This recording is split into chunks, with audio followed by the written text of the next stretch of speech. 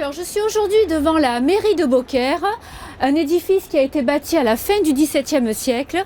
Mais avez-vous remarqué tous les détails qui sont sur sa façade? Suivez-moi, je vais vous montrer juste à côté de la porte d'entrée. Venez.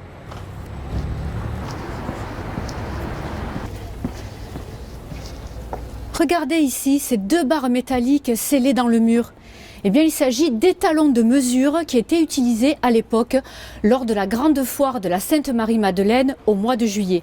Vous savez, cette foire internationale, une plaque tournante du commerce où les gens venaient en bateau depuis tout le pourtour de la Méditerranée, mais également depuis l'Europe du Nord. C'était à l'époque une des plus grandes foires d'Europe.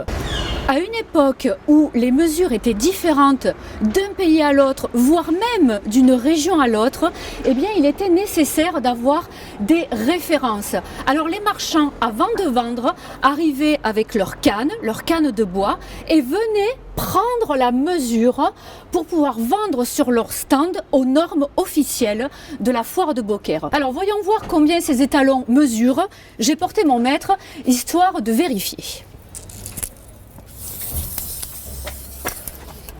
Alors ici, nous avons 1,63 m.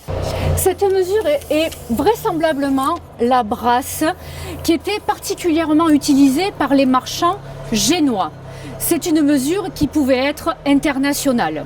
Voyons celle du dessus maintenant, la plus grande.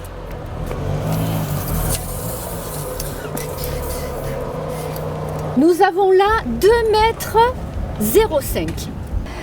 Donc cette grande mesure semble correspondre à ce qu'on appelle la canne de Montpellier, qui était la mesure locale, la mesure régionale.